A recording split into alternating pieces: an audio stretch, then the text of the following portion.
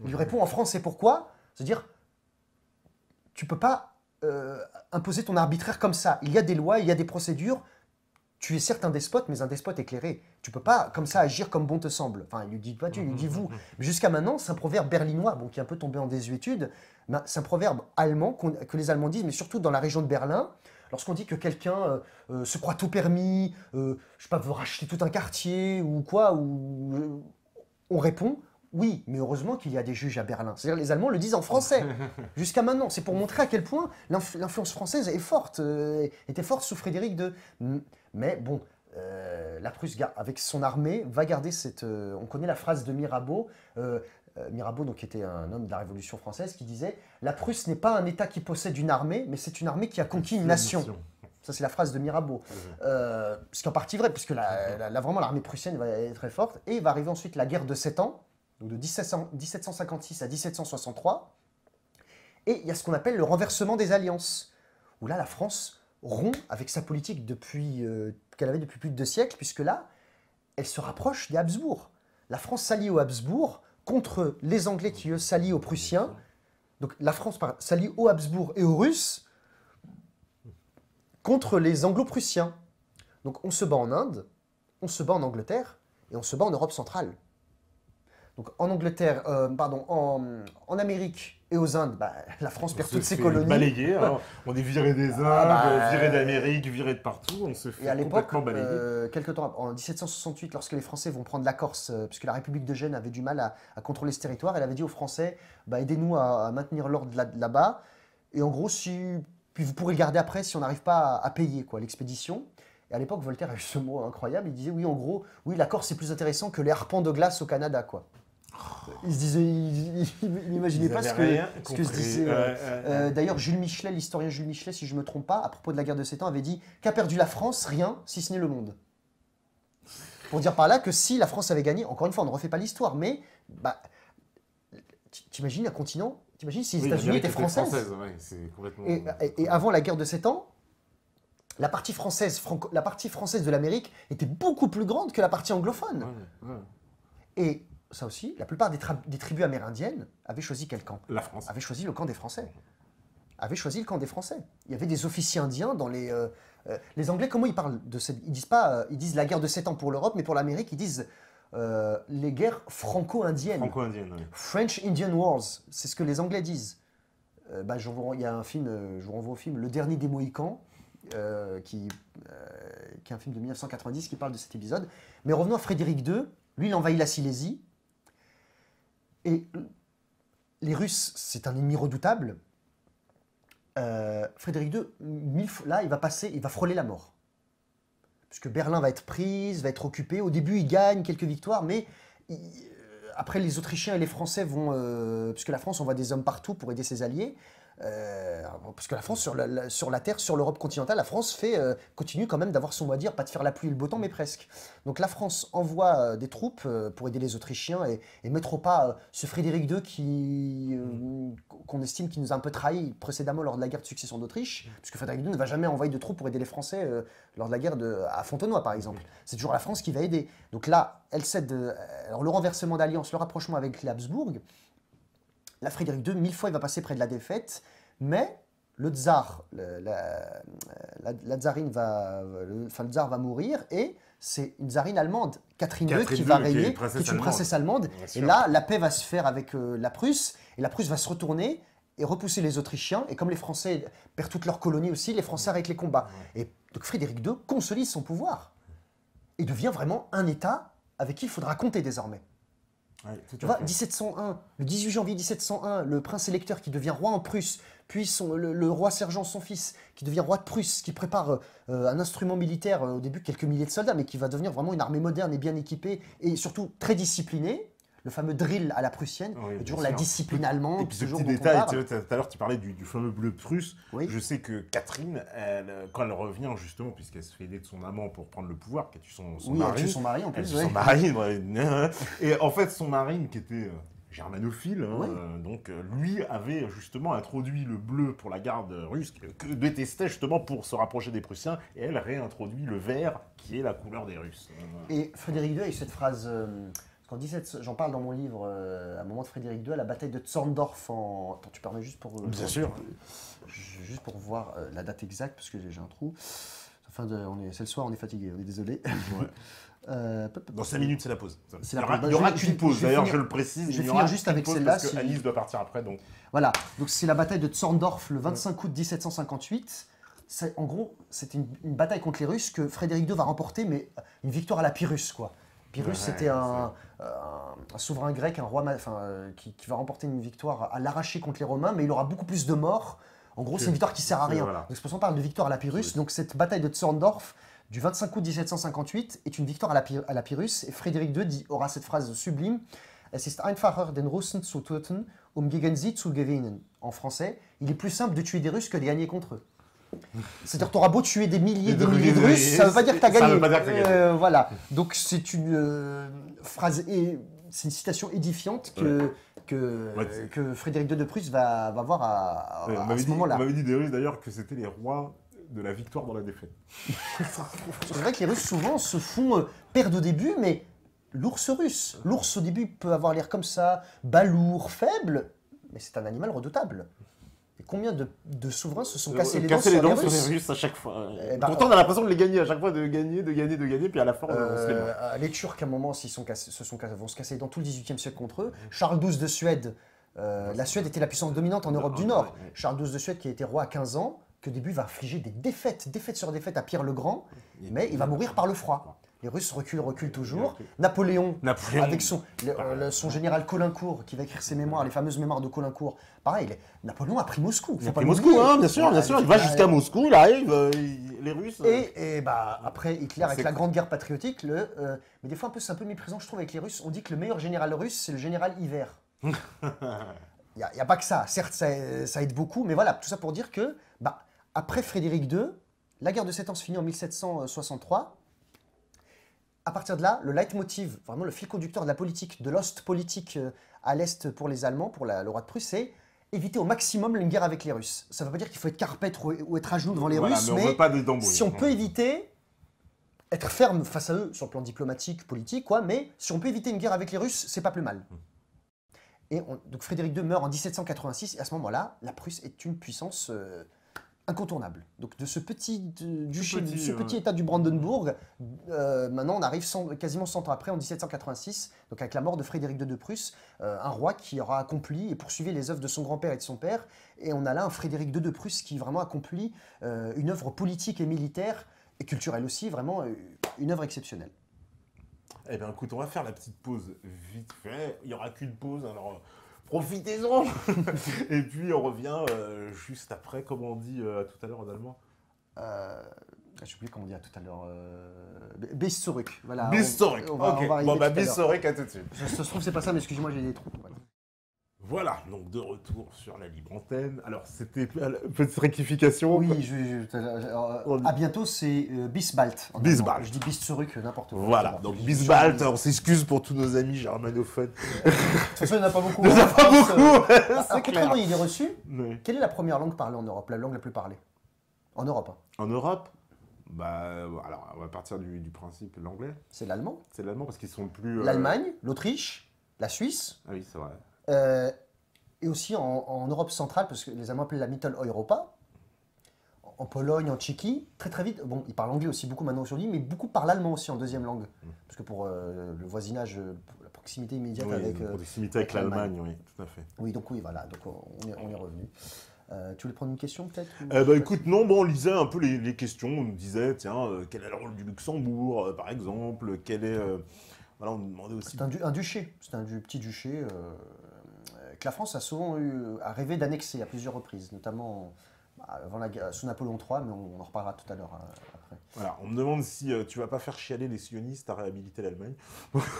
Alors, un petit bémol, faut pas oublier que sous le Troisième Reich, en 1933, a été signé ce qu'on appelle l'accord de transfert entre l'agence Avara, qui était une agence sioniste, qui facilitait l'immigration juive en Palestine, et le Troisième Reich. Ouais, ils ont même scellé ça par une médaille qu'avait amené ici Pierre Hélard, une médaille originale. Donc faut arrêter de croire.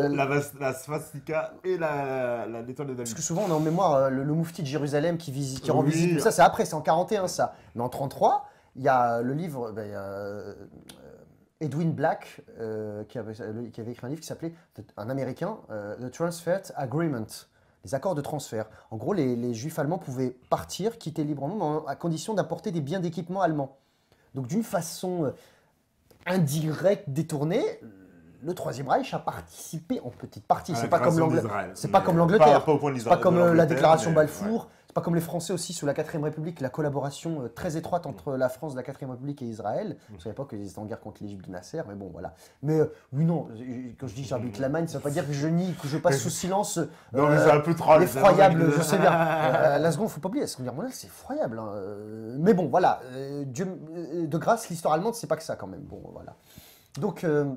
Alors on en revient donc Frédéric II, la fin du règne, on est à la fin du XVIIIe siècle. J'oublie aussi, sous Catherine II de Russie, donc, qui est une princesse allemande, elle fait appeler en masse des colons allemands pour peupler vers la Volga et le sud aux abords de la Crimée. Oui, parce qu'elle a repris, Catherine, il faut savoir qu'elle a poussé vers le sud, à l'Empire Ottoman. Elle a viré les Ottomans. En gros, l'Empire Ottoman, surtout au XIXe siècle, il devient l'homme malade de l'Europe. Voilà, donc, il est en train de décliner. Après la chute du deuxième siège de Vienne, parce qu'il y a un premier siège de Vienne sous Soliman le Magnifique, puis en 1683, avec le vizir, la famille des Koprulu, c'est une famille de vizirs ottomans. Donc en septembre 1683, c'est ce qui va donner le croissant, les viennoiseries. J'avais parlé de ça dans notre précédente émission. Et donc du coup, après à partir de là, l'Empire ottoman décline. Au début du XVIIIe siècle, il résiste encore, il sait se maintenir, mais il n'a plus vraiment l'offensive.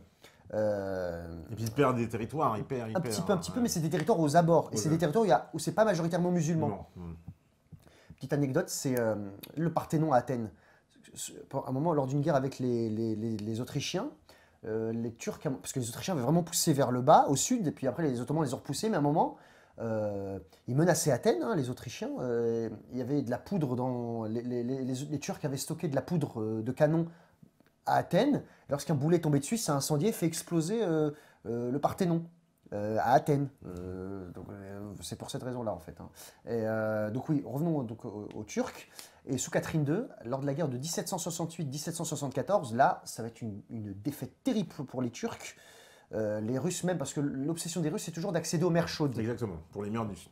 Ils vont faire partir une flotte de la mer du Nord qui va contourner toute l'Europe, qui va aller jusqu'en Méditerranée et qui menaçait directement, à la bataille de Tsechtmé en 1770, ils vont infliger une défaite aux Ottomans et ils vont limite menacer Constantinople. Et là, les Français ont été obligés d'aller envoyer une aide, une assistance aux Français, aux Turcs pardon, pour moderniser leur armée et leur marine aussi. Mais en 1774, au traité de Küçük-Kaynarca, c'est pas un nom très joli, je sais. Là, au début, la mer Noire était un lac turc. Là, tout le nord de la mer Noire, avec le port d'Azov, la Crimée qui connaît des soubresauts jusqu'à aujourd'hui. Donc, pour peupler un peu le nord, pas la Crimée même, hein, mais la Volga est un peu dans cette région-là, Catherine II fait appeler des colons allemands pour repeupler cette région-là. Colons allemands dans cette région, Staline les fera déporter au Kazakhstan. C'est pour ça que vous avez des Allemands au Kazakhstan aujourd'hui. Je ne peux pas évoquer le XVIIIe siècle sans évoquer la grande musique allemande. À partir de la fin du XVIIe siècle, j'espère que vous les connaissez. Vous avez Jean-Sébastien Bach, en allemand, Johann Sebastian Bach. Puis après, je parle Autriche et Allemagne parce que les Allemands, parce que les Autrichiens parlent allemand. Ce qu'on surnomme Das Wunderkind, l'enfant prodige. Mozart, Wolfgang Amadeus Mozart. Puis ensuite, à partir du début du 19e siècle, fin du 18e, Joseph Haydn, qui va composer la musique de l'hymne national allemand, inspiré d'une mélodie croate, mais qui va travailler, peaufiner et perfectionner, si on peut dire. Beethoven. Alors, qui était sourd en plus. Alors, qui était sourd et qui était noir. J'ai vu ça. Alors, j'ai lu un article là-dessus sur un site qui s'appelle Afro News. Il paraît qu'on l'appelait son surnom en allemand, c'était Brown, je sais pas quoi. Brown, c'est brun. Ouais, oui. Mais brun, ça va pas dire noir. Ouais, il paraît-il qu'il était noir. Alors, je sais pas, à vérifier. Non, Beethoven noir, je fais mon révisionnisme. Révisionnisme, c'est pas un gros mot. Non. Faut pas, parce que les gens confondent dans les médias, quand on dit révisionniste, tout de suite après, on fait lien avec négationniste. C'est pas pareil. Réviser l'histoire, les historiens passent leur vie à réviser l'histoire, quel que soit l'événement. Mais bon, pour réviser, il faut avoir des éléments solides derrière quand même. Donc, si tu me permets, Patrick, Beethoven était allemand. Voilà. Il était allemand. À vérifier s'il était noir. Bref, bon. Un noir allemand, c'est aussi. Il y en a maintenant. Bien sûr. L'équipe Il y en a. de foot allemande est multiculturelle. Ah, bah Petit oui. passage, hein, petite digression. Moi, je me rappelais, je dis ça parce que j'ai des amis qui regardent l'émission ce soir et des amis d'enfance notamment. Lors de la Coupe du Monde 94, moi, j'étais tout seul dans mon école à soutenir l'Allemagne au foot. Hein. Ah bah. Quand Parce tu que j'ai es de à la famille l'Allemagne, là-bas. t'es limite un collabo, on te traite de Maintenant, l'équipe allemande est très populaire, on aime beaucoup son jeu. On se souvient en 2014 à la Coupe du Monde pour ceux qui ont suivi, la raclée qu'elle a foutue au Brésil, 7-1. Le Brésil qui est battu chez lui 7-1, 7 buts à 1. Et puis l'Allemagne maintenant est devenue un pays multiculturel puisque le droit du sol, parce que les Allemands surtout c'était le droit du sang. Ça aura du sens. Et le droit du sol est arrivé. Bon, c'est moins facile d'avoir une nationalité française malgré le droit du sol en Allemagne. Pardon, c'est moins facile d'avoir une nationalité allemande malgré le droit du sol nouveau sous Gerhard Schröder qu'en France. C'est vrai que la conception française de nationalité est très généreuse. Hein. En plus, ça date de faut le François reconnaître. Ier, hein. Ça, faut le reconnaître, ouais. Et ça vient de très loin. Mais donc voilà, tout ça pour dire pour l'Allemagne. Hein, moi, je me rappelais quand. Donc la Coupe du Monde 94, j'avais l'instit et tout en classe, et nous parlait des Jeux Olympiques et de la Coupe du Monde, comme quoi c'était tous les 4 ans. Et genre là, le premier match, c'est Allemagne-Bolivie. Et là, l'instit dit oui, qui est pour l'Allemagne? Moi, je lève la main, et toute ma classe était. J'étais pas une victime, hein, c'est pas ça, mais pour ce moment-là, une nuée de sauterelles m'était sautée dessus. Ah, l'Allemagne! Ah, caca, pas beau, poids et tout. Moi, je suis là, j'ai dit, mais je vous arrive, la ça va? réincarnation Non, mais j'ai dit, mais parce que moi, j'étais déjà allé à plusieurs reprises en Allemagne déjà. Pour moi, l'Allemagne, c'est un beau pays, j'ai de la famille là-bas. Je dis, mais qu'est-ce qu'ils ont? Et quand après l'instit, la maîtresse donc, a demandé, oui, qui soutient la Bolivie? Toute la classe, quasiment. Alors que c'est là où, je vais dire, un peu des fois, l'hostilité française, même dans le sport, envers l'Allemagne. Quand tu regardes un tennisman, quand il y avait les joueurs comme Boris Becker ou Thomas Muster, c'est des joueurs physiques forts. Rafael Nadal au tennis, quand il sert fort, c'est un bon joueur. Par contre, quand un Allemand a un service puissant en tennis, c'est un service de SS. Quoi. C'est une brute. Voilà, le tennis, c'est le tennis. Le but du jeu, c'est de servir le plus vite possible pour gagner. Ouais. Par exemple, si l'Allemagne, je sais pas, joue contre quel pays je pourrais trouver un peu éloigné? Je sais pas, on va dire l'Allemagne joue contre la Birmanie au foot. Non, je prends, pardon. Si la France joue contre la Thaïlande, malgré les aléas de l'histoire, ça j'en parle dans mon livre, les Allemands, ils vont soutenir la France. Ça ne veut pas dire qu'ils méprisent les Thaïlandais, parce que moi j'ai déjà regardé des matchs de foot en allemand, les commentaires sont plutôt neutres, mais quand même, malgré tout, comme il y a une plus proximité avec la France, même s'il y a eu des guerres, les Allemands sont quand même plus proches des Français que des Thaïlandais. Par contre, si l'Allemagne joue contre la Birmanie, tu vas voir les commentaires français, limite, ils vont soutenir la Birmanie. Ah bah, on a toujours été birman. Ouais, non, mais je suis birman, je suis Charlie birman. Non, je plaisante. Mais voilà, je veux dire, après, si quelqu'un veut soutenir un autre pays, c'est pas ça. Mais je veux dire, c'est si un joueur allemand, il a une action, il est un peu rude dans son jeu. Il y a des joueurs qui sont rudes. Hein, le foot, de toute façon, il y a des fautes tout le temps. Voilà, c'est une brute, c'est un SS. On se souvient du France-Allemagne de 1982. Bon, on se souvient de l'action de. Là, je suis désolé, je parle du foot. Pourquoi? Parce que, mine de rien, c'est révélateur parfois. Où le gardien de foot, Harald Schumacher, c'est vrai, avait défoncé Patrick Baptiste. Il avait défoncé, franchement, ça c'est vrai. Et il est hors de sa zone. Mais la presse, c'est un nazi, nanani. C'était déchaîné contre l'Allemagne. On leur pardonne pas jusqu'à aujourd'hui. Non, mais faut vous calmer. Même Zemmour, dans son dernier livre, il parle de ça. Faut calmer, Eric. Ah bah, on leur a pas pardonné, ça. Et après, ce que j'aime bien, ils ont fait une conférence de presse après la Coupe du Monde, commune, à Metz, je crois, où Battiston et Harald Schumacher ont fait une conférence commune. Et Battiston dit, écoutez, ça va, c'est du foot quand même. Hein. C'est terrible, j'ai été dans le coma, j'ai eu mal. Schumacher l'a fait sciemment, je pense, oui, ça, il n'y a aucun problème. Mais après, il s'est excusé, bon, il a fait son canossa, voilà. Et puis, ils sont devenus amis après. Il est même Arte a fait des reportages là-dessus, tu vois, c'est pour te dire à quel point ça a marqué. Donc oui, même Battiston, il a même invité Schumacher à son mariage. Je veux dire, voilà, ils sont passés à autre chose, quoi. Alors, parce que dans le foot, Battiston, dites Battiston, c'est une brute, tout ce que Harald Schumacher est une brute, d'accord. Mais t'as l'impression c'est le Einsatzkommando Harald Schumacher qui a raflé Battiston sur le terrain, quoi, tu vois. Donc nous on est des chauvins, c'est comme quand Zidane fait un coup de tête à Materazzi, on en veut tous les Italiens. Non, mais le foot c'est devenu très malheureusement j'aime de moins en moins le foot malheureusement, mais bon, mais voilà, tout ça pour dire que dans le sport l'Allemagne on veut pas des nazis, même si là maintenant l'équipe allemande est plus populaire qu'avant.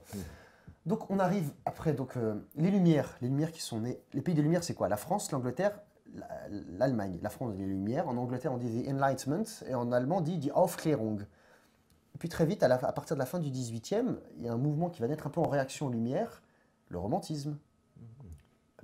le pays par essence même du romantisme. Bon, la France, l'Angleterre aussi. En Angleterre, il y a Lord Byron. En France, on a Rousseau, on a Chateaubriand, on a Victor Hugo. Un écrivain français, un des plus grands écrivains de notre littérature, qui a un surnom allemand. Si je vous dis Henri Beyle, c'est son vrai nom, ça vous dit rien. Par contre, si je vous dis Stendhal, ça vous dit quelque chose. Stendhal, c'est une ville allemande. C'est pour rendre hommage à, à cette ville-là où il était de passage un moment que Henri Beyle a décidé de prendre le pseudonyme de Stendhal. Stendhal, auteur de Le Rouge et le Noir, de La Chartreuse de Parme. Donc voilà, il s'appelle Stendhal. Qui sait ça? Qui sait que Stendhal, c'est une référence à une ville allemande? Qui le sait ça? On n'en parle jamais. Non. Très peu. Moi, c'était ma prof d'allemand qui nous avait, au collège, dit ça, et on était, et tout. Voilà. L'Allemagne, c'est ça aussi. Donc, le romantisme allemand, l'Allemagne aussi est un pays du romantisme, est un des berceaux du romantisme avec l'Allemagne, l'Angleterre, avec la France et l'Angleterre. Donc, on arrive à la Révolution, là aussi. Au début, les Allemands voient, enfin la Prusse et d'autres voient avec plutôt d'un œil bienveillant, parce que lui se dit, ah tiens, la monarchie dite absolue française s'écroule, est-ce qu'il y aura une monarchie, un despote écéré en France aussi? Puis très vite, il y a la guerre avec toute l'Europe, dès 1792, la guerre avec l'Autriche, Hongrie et la Prusse, parce que les révolutionnaires se disent, on va exporter la révolution. Et Robespierre a cette phrase sublime, personne n'aime les missionnaires armés. Tu n'exportes pas la démocratie avec les bombes, les abords. À l'époque, c'est. Mais voilà, tu vas pas dire à quelqu'un, oui, je vais te libérer, mais je t'envahis. Donc voilà. Après, il y a donc le Premier Empire, la France consolide et arrive à écarter le danger mortel, parce qu'en 1792, la France était en danger vraiment de mort. Là aussi, toute l'Europe était coalisée contre la France. Sur les mers, toujours le rival implacable, l'Angleterre. Mais par contre, qui ne veut rien céder sur terre, c'est les Habsbourg. Après, finalement, il y a la paix, et puis très vite, la Prusse, là, on arrive donc, la Prusse au début, elle signe une paix séparée elle aussi, puis très vite, on va arriver donc à 1804, Napoléon est couronné empereur, 1805, la bataille d'Austerlitz, où il bat les Autrichiens et les Russes, c'est un chef-d'œuvre militaire, ça aussi. Et on arrive en 1806, où là, la France va infliger une défaite écrasante aux Prussiens, à la bataille d'Iéna et d'Auerstadt. C'est vraiment, la Prusse est écrasée. Napoléon entre dans Berlin. Le roi de Prusse, c'est la reine Louise. La reine Louise, qui est une princesse, reine allemande très appréciée des Allemands parce qu'elle va susciter, animer le patriotisme prussien-allemand contre les Français. Là, à partir de là, vraiment, jusqu'à présent, depuis 1648, la langue française domine en Europe. Les Allemands, les élites allemandes ont un regard bienveillant, admiratif. Je n'ai parlé avec Frédéric II envers la France, la culture française. Là, vraiment, le nationalisme allemand va être réveillé par l'occupation française en 1806, jusqu'en 1813. Donc,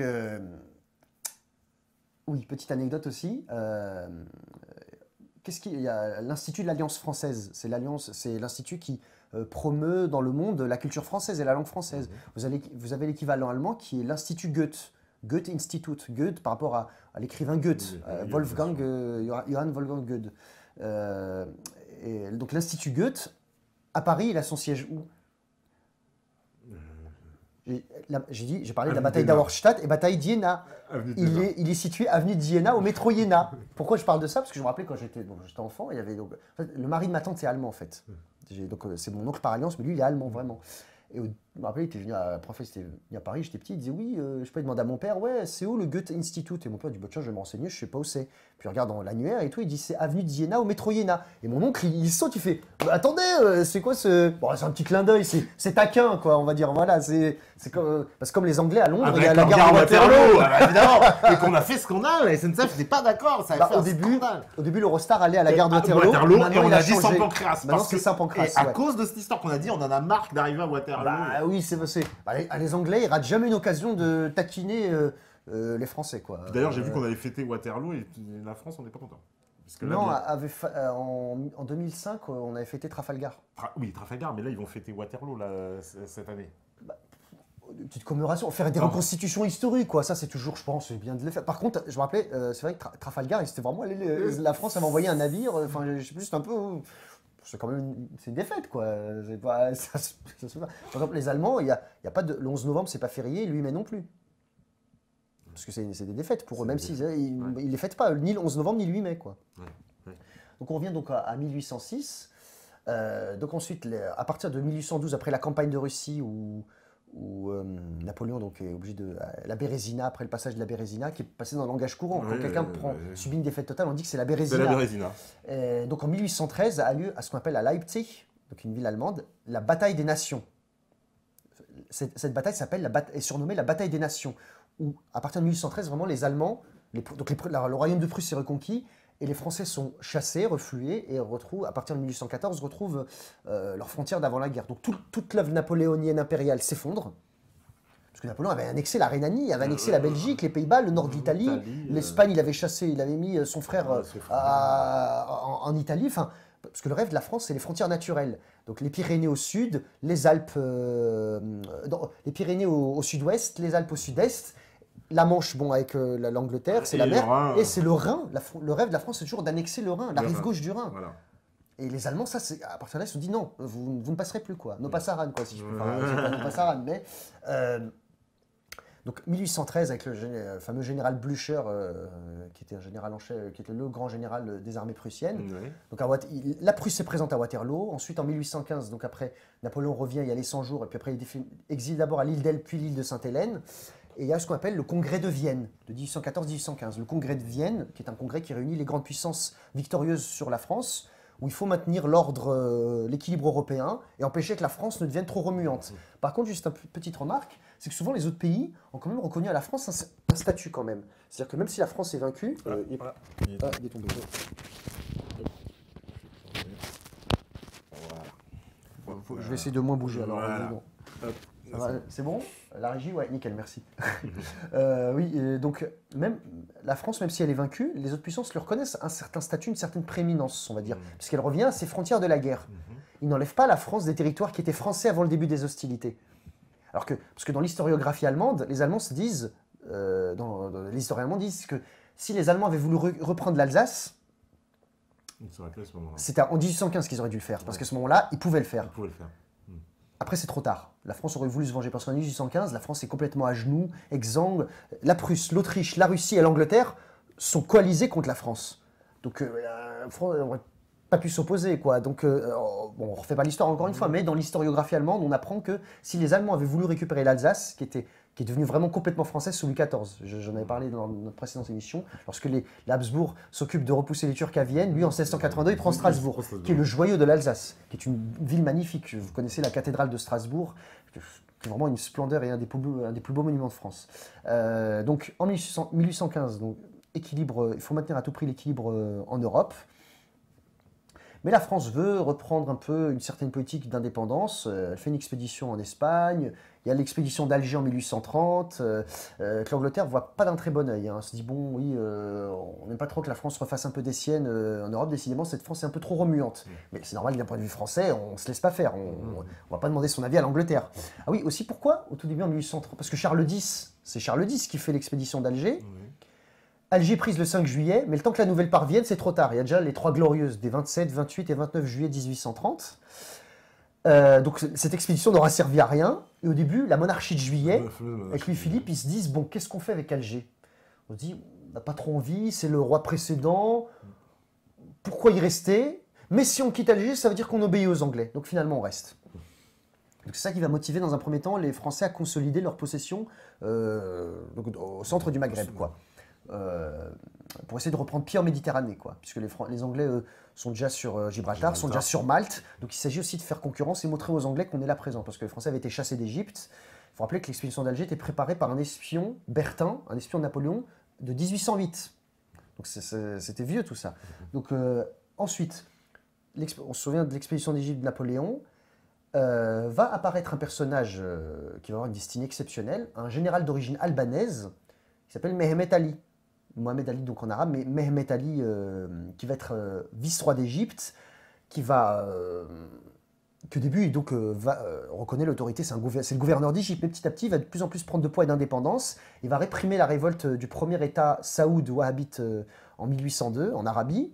Petit à petit, il va vraiment prendre son indépendance, il va infliger des défaites aux Turcs, et il est allié de la France. C'est lui qui va offrir la fameuse obélisque, on en a parlé. Il envoie des savants pour aller étudier en France. Vraiment, il veut faire un partenariat avec la France. Donc c'est un allié de la France. Mais l'Angleterre ne voit pas d'un bon œil ce Mehmet Ali remuant. Donc l'Angleterre, la Prusse, l'Autriche et la Russie vont s'entendre, donc c'est en 1840, là, vont s'entendre dans le dos de la France, sans avertir la France, et forcer Mehmet Ali, parce qu'il avait même pénétré en Palestine, en Syrie, et il commençait à menacer, aller vers le sud de la Turquie, pourquoi pas même à Constantinople, et devenir nouvel empereur. Donc ils vont le forcer à reculer, à renoncer à ses conquêtes, et à le forcer à rester en Égypte, à rester vice-roi d'Égypte seulement. La France, pour elle, pour la diplomatie française, c'est une gifle, un camouflet monumental. L'opinion nationaliste française explose. Le fameux on est sous Guizot, c'est Guizot qui est Premier ministre. Thiers est ministre des Affaires étrangères et il dit c'est un scandale, c'est pas possible. Et ils se disent, les Français menacent, enfin une partie de l'opinion française menace d'aller vers le Rhin. La fièvre nationaliste allemande qui de son côté, elle, en 1806-1813, bon, la Prusse était libérée, là, il n'en fallait pas plus pour qu'elle soit allumée elle de nouveau en 1840. Et il y a la fameuse chanson où il y avait un auteur allemand qui disait « Vous n'aurez pas le Rhin allemand » et Musset lui a répondu, Alfred de Musset, « Mais nous baignons déjà dans le Rhin allemand ». Enfin voilà, il y avait des battles qui se faisaient, des joutes verbales, quoi, on va dire. Voilà. On arrive donc en 1840 et l'hymne allemand est écrit dans ce contexte par August Heinrich Hoffmann. Hoffmann, c'est un nom allemand très répandu, c'est l'équivalent de Dupont ou Dupuis, donc il a ajouté von Fallersleben. Et il a écrit le fameux Das Lied der Deutschen, que vous connaissez plus par le premier mot, Deutschland über alles. Petite précision sur cet hymne, Deutschland über alles, après le Troisième Reich, le Troisième Reich va le déformer, en fait ça veut dire l'Allemagne par-dessus tout. L'Allemagne par-dessus tout. Mais ça ne veut pas dire l'Allemagne est supérieure aux autres peuples. Ce qu'il voulait dire par là, c'est que on doit mettre de côté nos particularismes régionaux et Allemagne par-dessus tout, par-dessus la Bavière, par-dessus la Saxe, par-dessus la Rhénanie, par-dessus le Mecklembourg, par-dessus le Schleswig-Holstein, par-dessus la Westphalie. C'est-à-dire, on est allemand d'abord. Il faut mettre de côté nos divisions internes qui nous ont fait tant de mal, et on est allemand d'abord. Mais ça, après la guerre, les deux premières strophes allemandes de l'hymne allemand sont censurées. Si vous chantez les deux premières strophes allemandes, c'est très mal vu, hein, c'est vu que c'est d'extrême droite. L'hymne allemand que vous voyez dans les matchs de foot ou dans les compétitions sportives ou dans les cérémonies d'accueil, bon, la mélodie est toujours la même, mais c'est que la troisième strophe qui est chantée, parce qu'elle est plus pacifique. Vous voyez, l'Allemagne, c'est le seul pays au monde qui doit censurer son hymne. Hein. Bon, parce que bon, vu le passé, bon, ça se comprend, et puis c'est encore trop vif. Même les Allemands en général. Bon, c'est peut-être pas un exemple, mais tu sais, le chanteur anglais de rock pop, Pete Doherty, qui était copain de Kate Middleton, une fois il était en concert en Allemagne, lui pour rigoler, il pensait bien faire. Il se mettait à chanter Deutschland über alles, la première strophe. Les Allemands l'ont hué, sifflé, ont commencé à lui jeter des trucs. Il dit mais moi je vous aime bien et tout. Il dit, non, chante pas ça, t'es fou.